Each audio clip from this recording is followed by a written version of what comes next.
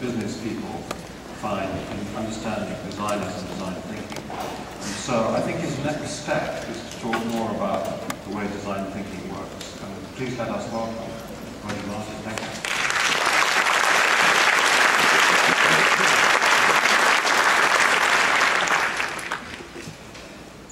Well, good morning, or good end of the morning. I bring you greetings from Canada. I think there are a lot of Canadians here, including myself, and there's lots of exciting, interesting stuff going on in the world of design in Canada. And for those of you who haven't seen it, I'd make sure you stop by the Canada Innovates exhibit this year from our Association of Industrial Designers.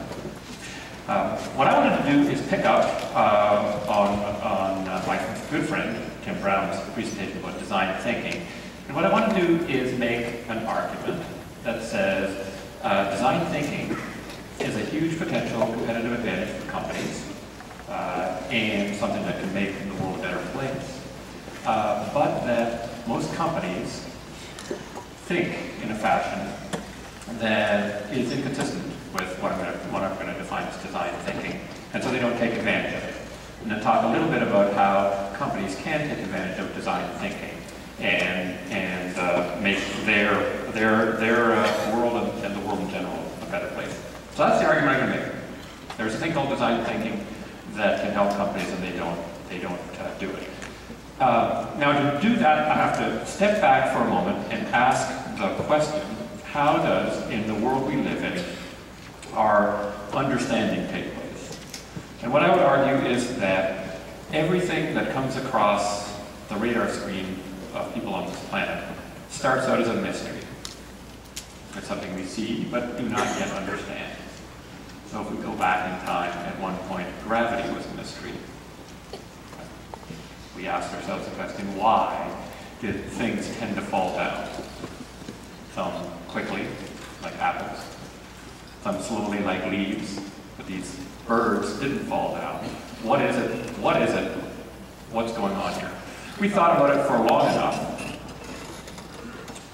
that we came to a first level of understanding, where we converted that mystery into a heuristic, a way of thinking about that. So, in that case, a universal force called gravity, this thing that tends to pull things down.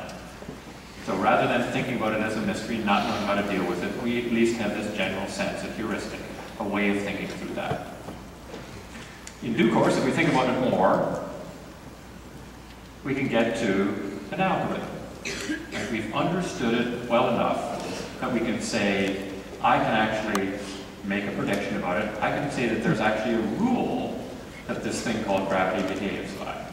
So we figured out that if you drop something, if I drop this, it would accelerate at 32 feet per second squared until it hits the ground. That's an algorithm. That's a precise rule that governs it. In the late 20th century, for the first time, I would argue, we got to a fourth stage of understanding of some things, which is code. So that we could actually program that rule into binary code and have software that we could use. So, in fact, the mystery that started with, why on earth do things fall down? It went to the heuristic of gravity, it went to the algorithm of 32 feet per second squared, eventually went to the designers and engineers at Honeywell, who designed a way for planes to fall from the sky in a very organized and happy fashion with autopilot. You can land a plane with ones and zeros, and that's how our knowledge goes developed. Now, why is this a consequence? Well, it's that this is the way the world works. There's this funnel of knowledge, and why is it a funnel?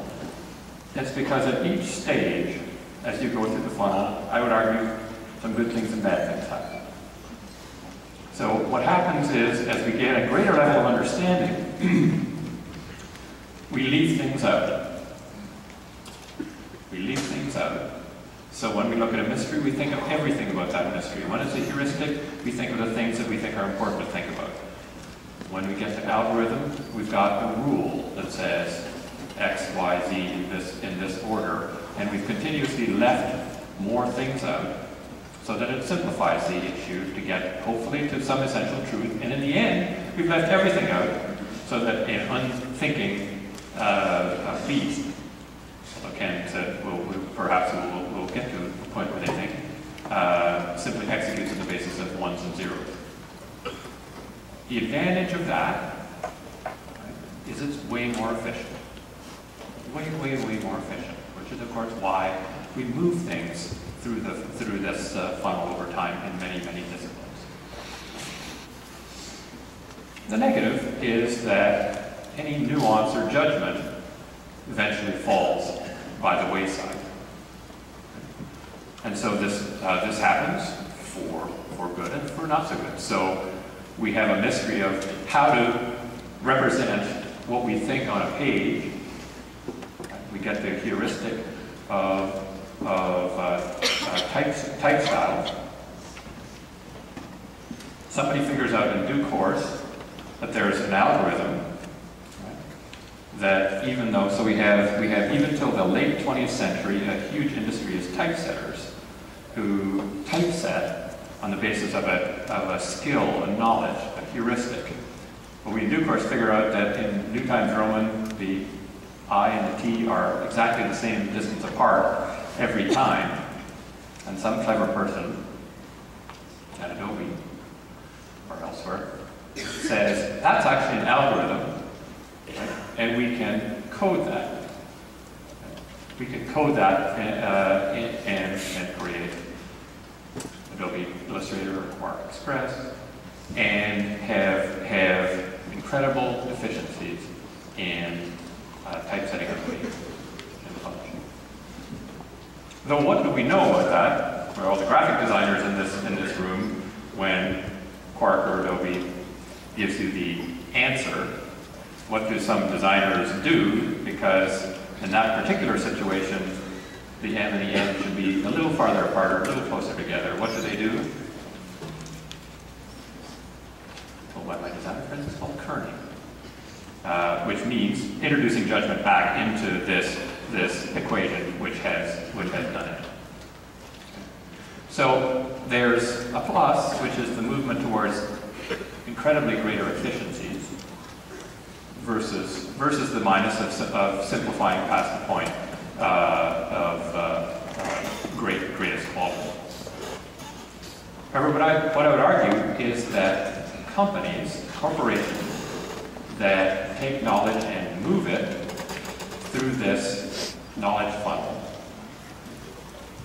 free up time and resources to do the very most important thing for a corporation to prosper long term, right? Which is stare back up into the mysteries of the business in question. So a corporation like McDonald's, the McDonald brothers in 1955, look at the mystery of the beach culture in Southern California and say, how do people want to eat in this new environment? Come up with a heuristic, right, called the quick service restaurant, and some innovations like the triple milkshake maker. But it was not McDonald brothers, but Ray Kroc, who takes that heuristic, drives it to an algorithm, McDonald's, and takes it around the world. So as you move through this knowledge funnel, you could create for yourself the possibility of spending time looking for the next mystery. So in that case, I would argue that what you can do is fall in love with the algorithm, which is a 57-step process for cooking a hamburger, and not ask the question, what do people want to eat? How do they want to eat? What amount of garbage do they want to create in the late 20th century or early 21st century? And that's by not looking back up and asking, what's the next mystery that we've got to attempt to solve? And the reason for that, I would argue, is that the dominant form of thinking in corporations is what I'm going to call analytical thinking.